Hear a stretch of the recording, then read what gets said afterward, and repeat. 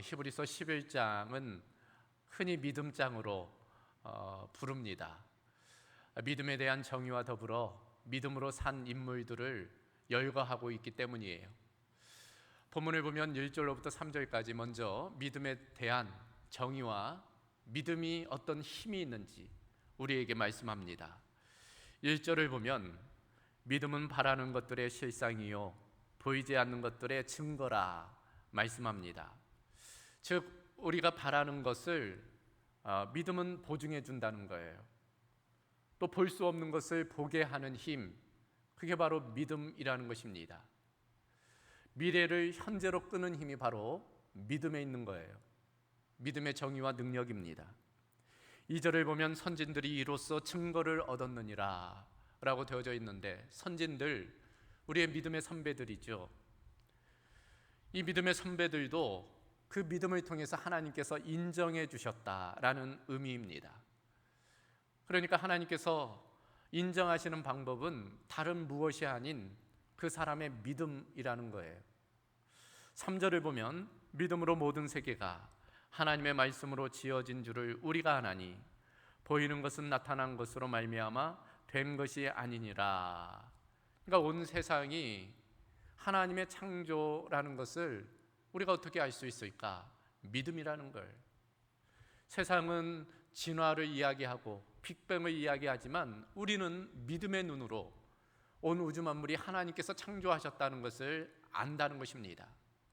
또한 보이는 것들은 감추어진 것들이 나타난 것이라는 것, 그걸 우리는 믿음으로 깨닫게 된다는 것입니다. 이처럼 먼저 1절로부터 3절까지 믿음의 정의와 그 능력이 무엇인지를 말씀한 연후 그와 같은 믿음으로 살아간 인물들을 11장은 기록하고 있습니다. 누가 있을까요? 보면 아벨, 에녹, 노아, 아브라함. 여러분, 이름이 기록된 사람들만 16명입니다. 기록되지 않은 인물들, 믿음의 사람들을 합치면 이루 헤아릴 수 없다는 것, 히브리서 기자는 말씀하고 있습니다. 이들의 공통점이 무엇일까? 믿음으로입니다. 그래서 믿음으로 아벨은, 믿음으로 에녹은, 믿음으로 노아는, 믿음으로 아브라함은, 모든 인물들 앞에 믿음으로라는 단어가 반복되어져 있어요. 그중 오늘 우리가 함께 살펴볼 인물은 모세입니다. 믿음으로 모세는, 여러분, 이 모세는 우리에게 참 익숙한 인물이에요. 성경 인물들 중에 가장 드라마틱한 삶을 산 인물이 바로 모세입니다. 영웅적인 인물이지요. 수많은 영화에서 주인공이 이 모세인 경우가 있어요. 대표적인 것이 10개라는 영화이지요. 저도 10개를 몇 번이나 봤는지 모르겠어요. 수십 번 본 것 같습니다. 이 10개의 주인공 찰턴 헤스턴이죠. 배너의 주인공이기도 합니다. 반면 바로 왕으로 나온 것은 왕과 나에서도 열어난 율브리너가 바로 왕으로 등장한 것 기억이 나실 겁니다. 최근에는 이집트 왕자라는 애니메이션으로도 이 모세를 다룬 바가 있습니다. 그래서 이 모세라는 인물은 교회 내만 아니라 교회 밖 세상 사람들도 다 알고 있는 인물이에요. 세상 사람들도 주목하는 인물입니다. 그만큼 그의 삶은 기적과 놀라움으로 가득하여 있음을 우리는 잘 알고 있어요. 실제로 그래요. 태어남부터 참으로 기적적인 것을 알 수 있습니다.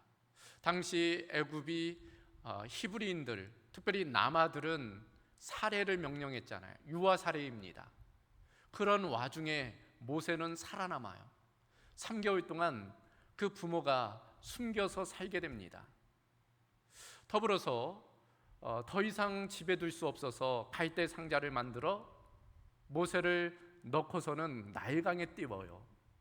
그 와중에도 살아남습니다. 더 나아가서는 공주의 눈에 띄잖아요. 공주는 알았습니다. 이 아이가 히브리인의 아이라는 것.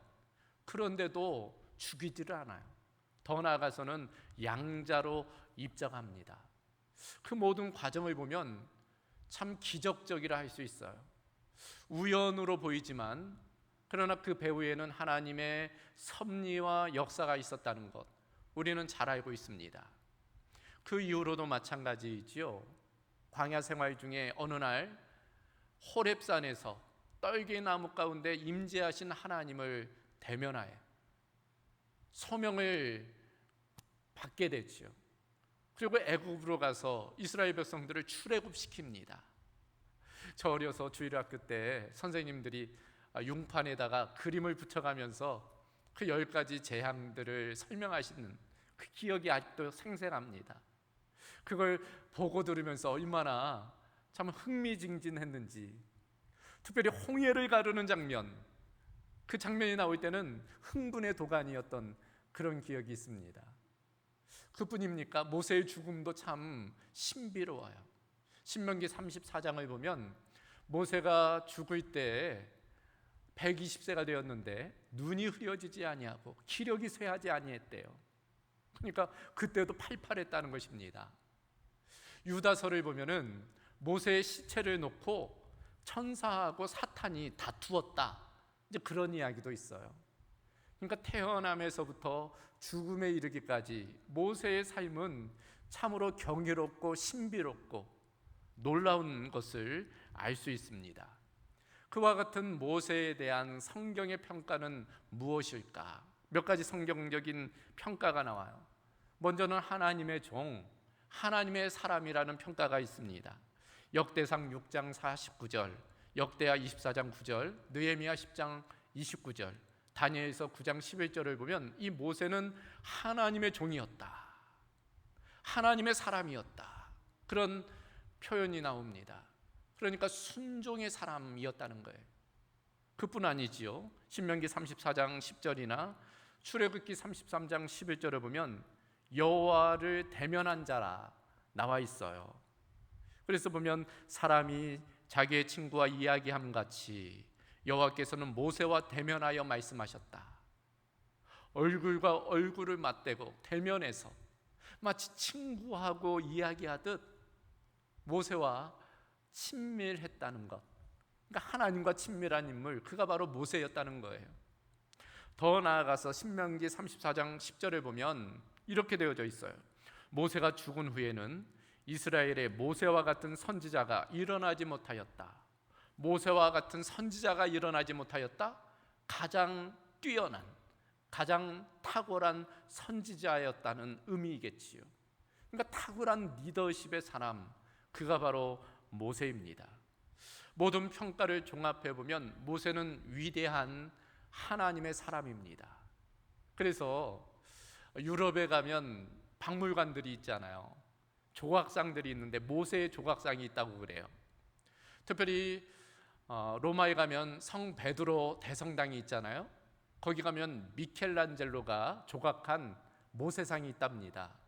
미켈란젤로가 아주 위대한 조각들, 예를 들면 다비드상, 피에타상, 그런 조각상을 세웠는데 그 중에 하나, 이 모세상이에요.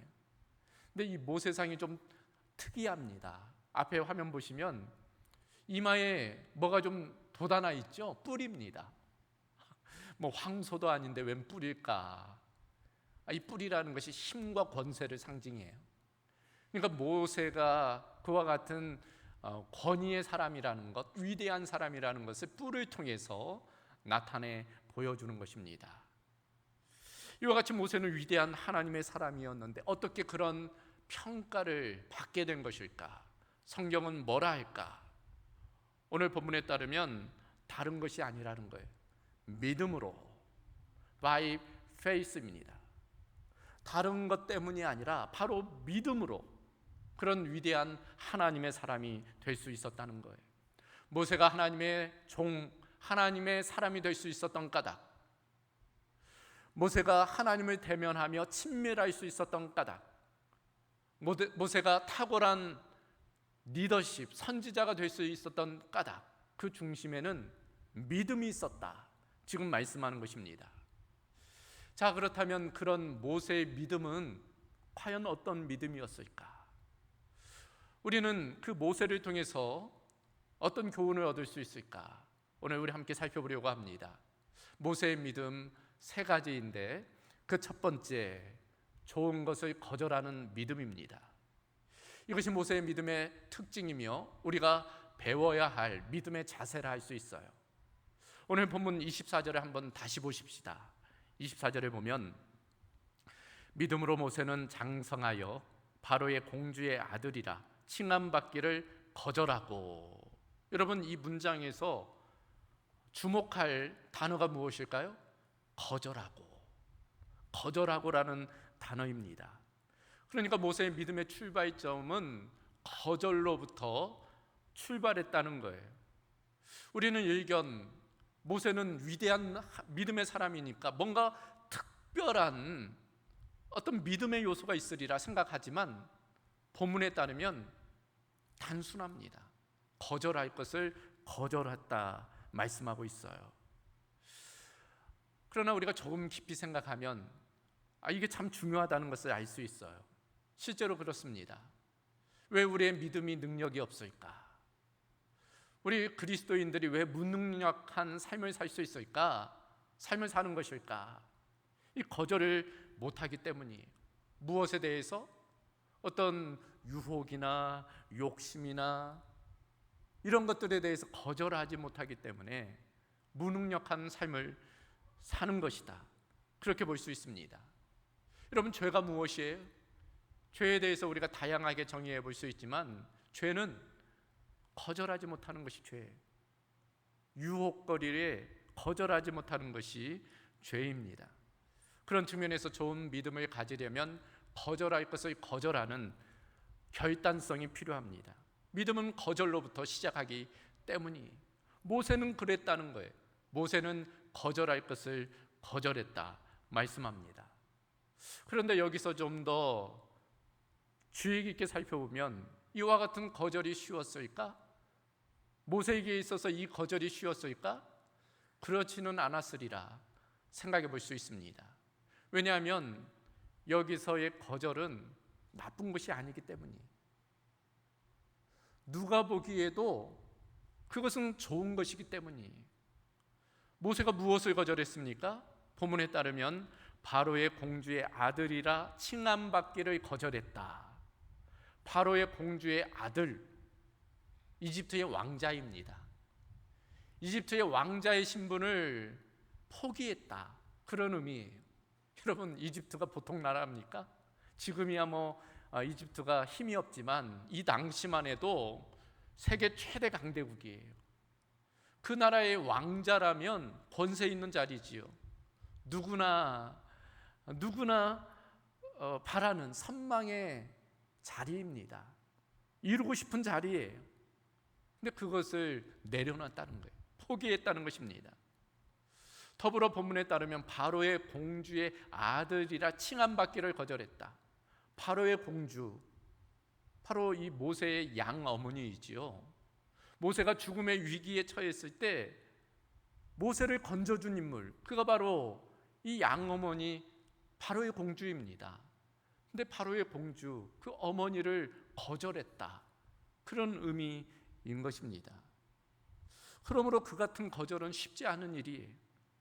모두가 보기에 나쁜 것도 아니고 누구나 이루고 싶은 일, 누구나 바라는 그런 것들인데 그걸 거절한다는 건 쉽지 않은 일이었을 것입니다. 그러나 그걸 거절했기에 위대한 하나님의 사람이 될 수 있었던 것입니다. 사실 최초의 인간 아담이 실패한 것도 거절하지 못했기 때문이에요. 선악과이죠. 창세기 3장 6절을 보면 여자가 그 나무를 본즉 먹음직도 하고 보암직도 하고 지혜롭게 할 만큼 탐스럽기도 한 나무인지라 여자가 그 열매를 따먹고 자기와 함께 있는 남편에게도 주매 그도 먹은지라. 그러니까 선악과가 볼품없다거나 형편없다거나 그게 아니었다는 거예요. 먹음직도 하고 보암직도 하고 지혜롭게 할 만큼 탐스러웠다는 거예요. 그러니까 누가 보기에도 좋아 보였다는 거예요. 그걸 거절하지 못한 거예요, 하와가. 그리고 그 하와가 아담에게 그걸 건네준 거죠. 근데 아담이 그걸 또 거절하지 못한 거예요.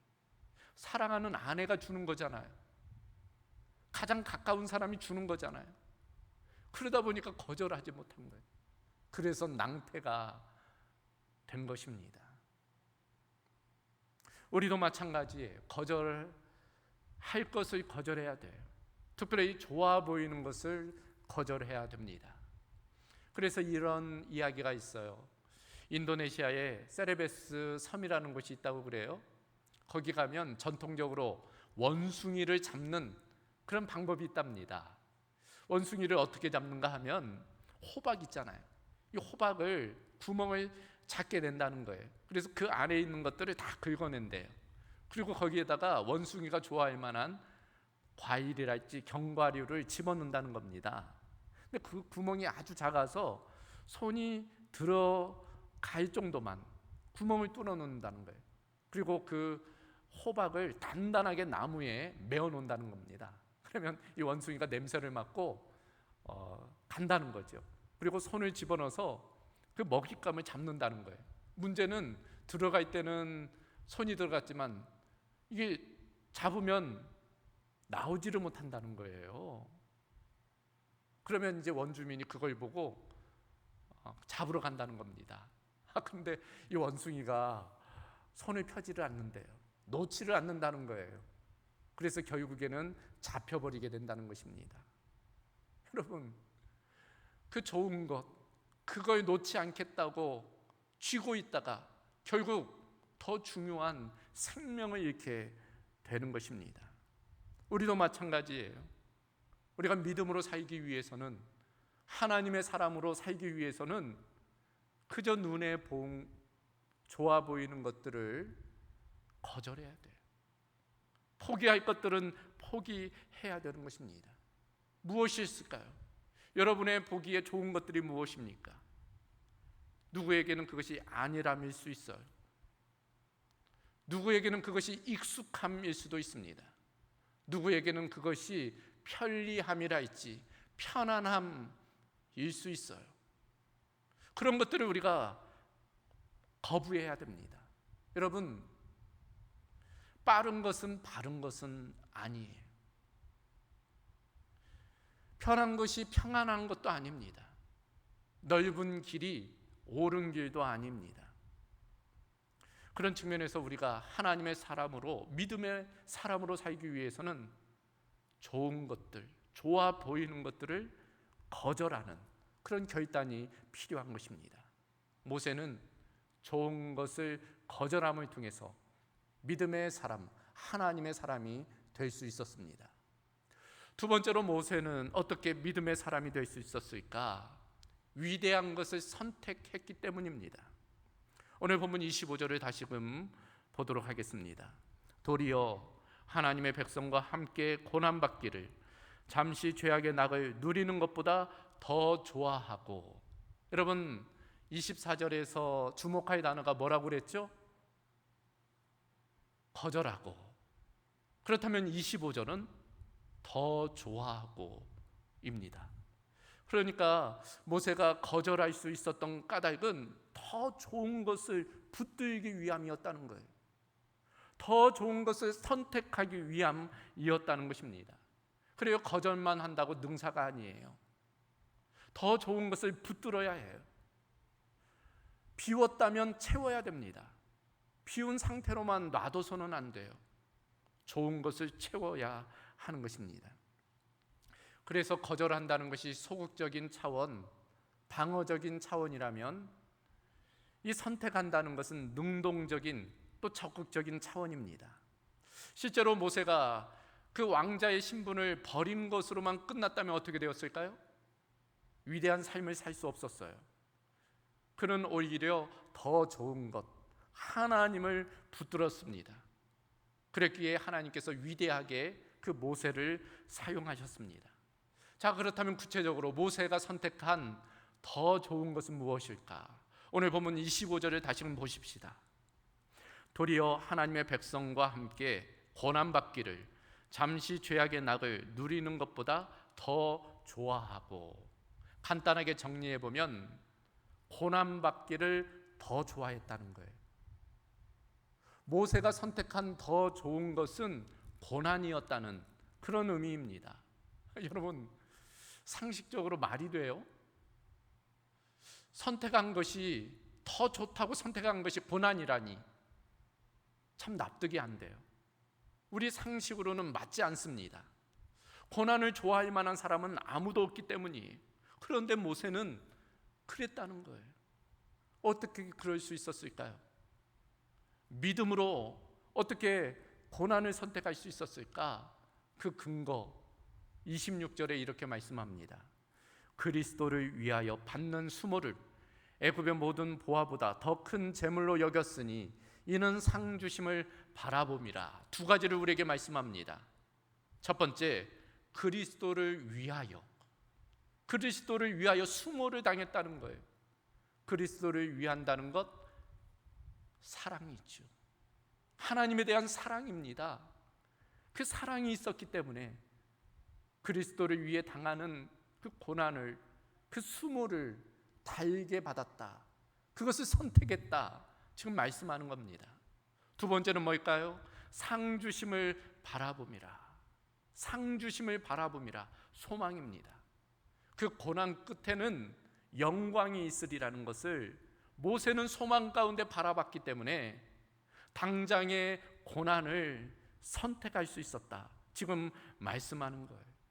그렇잖아요. 우리도 그렇잖아요. 실제로 어떤 사랑하는 대상이 있다면 그 대상을 위해서 우리는 고난을 선택할 수 있습니다. 부모는 다 알아요. 자녀를 위해서는 고난을 선택해요. 자녀를 위해서는 고생을 마다하지 않습니다. 자녀를 향한 사랑 때문이죠. 더불어서 미래에 대한 소망이 있다면 고난을 겁내지 않아요. 우리 학생들도 그러잖아요. 밤새 공부하는 까닭이 뭐예요? 합격이라는 소망이 있기 때문이지요.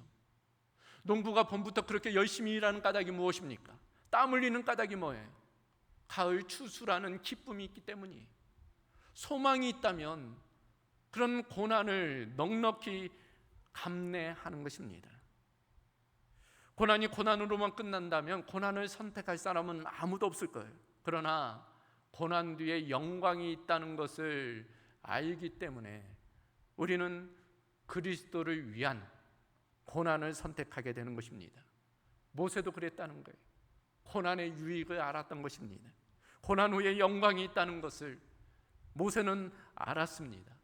그러므로 그 고난을 더 좋은 것으로 선택했다고 말씀합니다. 모세만 그럴까요? 그렇지가 않아요. 성경의 모든 인물, 특별히 초대교회 성도들이 그랬습니다. 초대교회 성도들 고난 앞에서도 망설이지 않았어요. 특별히 순교의 현장에서도 그들은 기쁨으로 찬양하며 받아들였습니다. 예수 그리스도에 대한 사랑 때문이지요. 죽음 넘어 부활의 영광이 있음을 그들은 소망 가운데 바라보았기 때문입니다. 그래서 바울은 이렇게 고백합니다. 현재의 고난은 장차 우리에게 나타날 영광과 비교할 수 없도다. 지금 아무리 힘들고 어렵다고 할지라도 장차 우리가 받을 그 영광에 비교하면 지금의 고난은 아무것도 아니라는 거예요. 그건 우리가 넉넉히 받아들일 수 있다는 것입니다. 이처럼 모세가 위대한 믿음의 사람이 될 수 있었던 까닭은 그저 좋은 것, 그저 눈에 보기에 좋은 것이 아닌 위대한 것을 선택했기 때문입니다. 그것이 고난의 길, 좁은 길, 십자가의 길이라고 할지라도 그것이 그리스도를, 하나님을 사랑하는 것이라면, 또한 그 뒤에 영광이 있다는 것을 알기 때문에 고난을 넉넉하게 선택한 것입니다. 우리도 마찬가지예요. 우리도 그리스도를 위한 선택이, 그 고난이 하나님의 백성된 믿음의 징표인 줄로 믿습니다. 예수 그리스도에 대한 사랑의 증거가 되는 거예요. 장차 미래에 있게 될 영광에 대한 소망의 표지가 되는 것입니다. 그럴 때 우리도 모세와 같이 위대한 믿음의 사람으로 거듭날 수 있게 될 줄로 믿습니다. 그런 은혜가 우리 모두 가운데 있기를 주님의 이름으로 소망합니다. 마지막으로 이 모세의 믿음은 어떤 믿음이었을까? 부모로부터 전수받은 믿음입니다. 그래요, 모세가 그런 좋은 것을 거절하고 또 이 고난을 선택할 수 있었던, 위대한 것을 선택할 수 있었던 이유, 그것은 우연이 아니에요. 우연이 아닙니다. 평소 그가 가지고 있던 분명한 가치관, 그 가치관 때문에 선택할 수 있었던 거예요. 그래요, 모든 선택은 가치관의 발로예요. 평소 그 마음 가운데 무엇이 있느냐가 결정적인 순간, 위기의 순간에 드러납니다. 평소에는 몰라요. 평소에는 다 똑같아 보입니다.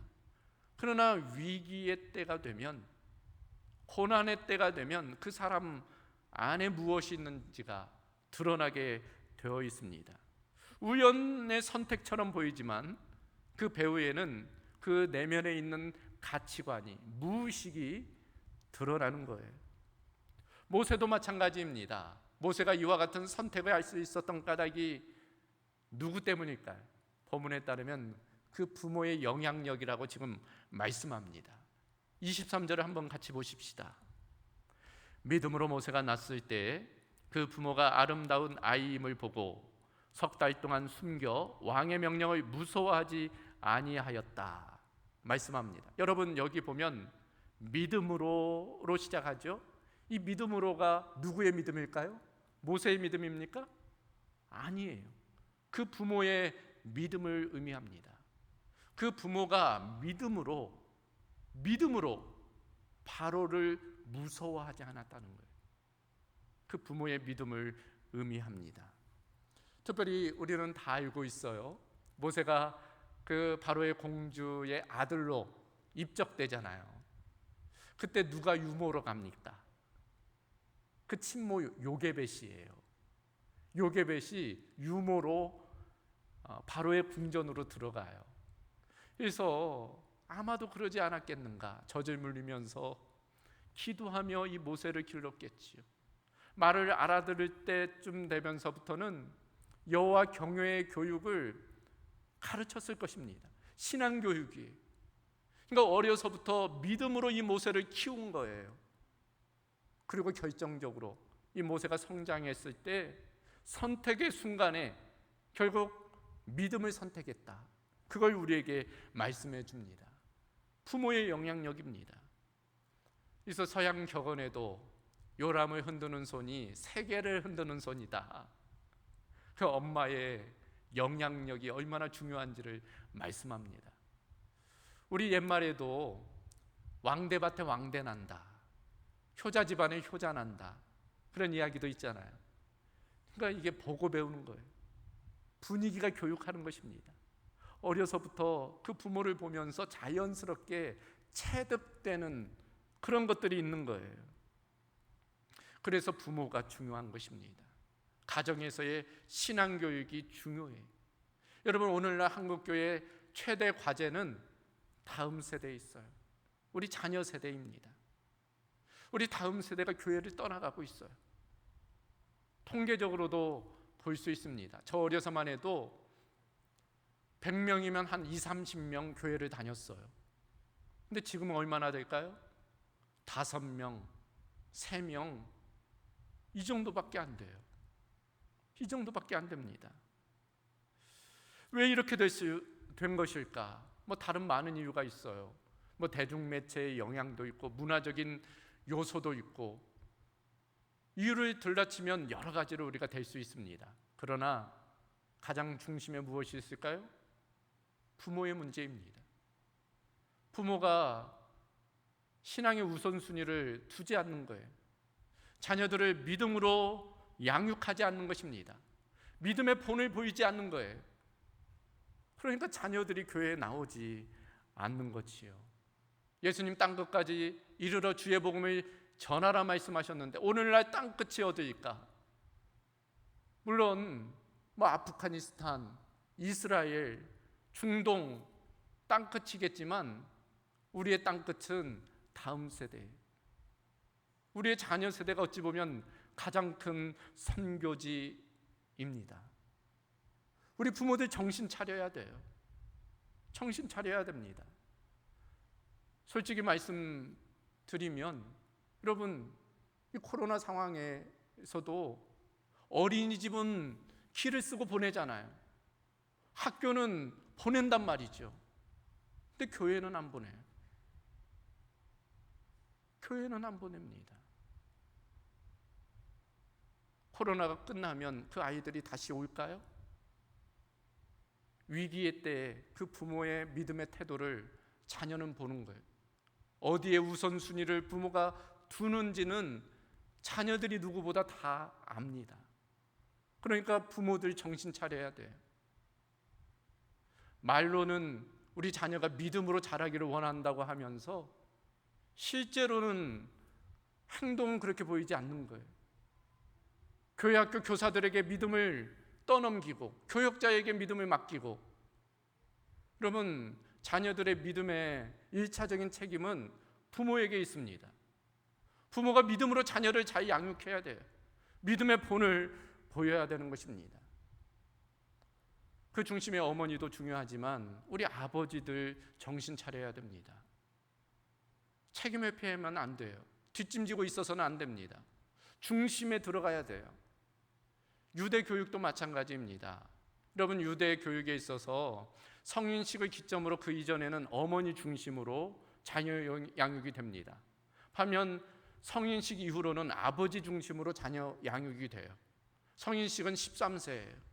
그러니까 그 이전에는 주로 어머니가 중심으로 자녀들을 양육해요. 그런데 그 이후로는 아버지가 중심으로 자녀들을 양육합니다. 함께 해나가야 돼요. 엄마에게만 책임을 맡겨서도 안 되고 아빠에게만 책임 맡겨서도 안 되고 함께 해나가야 되는 것입니다. 할아버지 할머니도 마찬가지입니다. 자기는 이제 다 키웠으니까 이제 괜찮다고 그렇게 생각하지 마시고 손주들, 특별히 요사이 할아버지 할머니가 손주들 봐주는 경우 있잖아요. 그래서 할아버지 할머니가 아이들 봐주면서 믿음으로 아이들을 잘 세워야 돼요. 기도하면서 성경의 이야기도 이야기해 주면서 그렇게 아이들을 키워야 될 것입니다. 우리의 미래, 다음 세대에 달려 있어요. 우리 부모의 책임입니다. 부모가 어떻게 본을 보이는지에 따라 우리의 다음 세대가 살 수도 있고 죽을 수도 있습니다. 결단의 필요성입니다. 그런 측면에서 오늘 말씀, 이 모세의 믿음이 그저 단지 개인의 믿음이 아닌 부모로부터 전수받은 믿음이라는 것을 우리가 깨달아 알아서 지금부터라도 우리 자녀들을 위하여 믿음으로 기도하고 또 양육해야 될 줄로 믿습니다. 그런 은혜가 우리 공동체 가운데 있기를 주님의 이름으로 소망합니다. 이제 말씀을 정리합니다. 어떻게 모세는 위대한 믿음의 사람이 될 수 있었을까? 거절할 것을 거절했기 때문이에요. 붙잡을 것을 붙잡았기 때문입니다. 또한 그 부모의 믿음, 좋은 믿음을 전수받았기 때문입니다. 지금은 그 어느 때보다 믿음이 필요한 시대에 예수님은 누가복음 18장에서 인자가 올 때에, 인자가 다시 올 때에 세상에서 믿음을 보겠느냐 그렇게 말씀하셨어요. 인자가 올 때 마지막 때이지요. 그때 믿음을 보겠느냐, 곧 믿음의 사람을 보겠느냐, 그런 말씀입니다. 우리는 믿음의 사람으로 일어나야 할 겁니다. 오늘 본문 히브리서 11장에 나오는 이 모세와 같이 또 다른 많은 믿음의 사람들과 같이 믿음의 사람으로 일어나야 됩니다. 그들의 공통점, 믿음으로 아벨은, 믿음으로 에녹은, 믿음으로 아브라함은, 믿음으로 모세는, 우리도 마찬가지예요.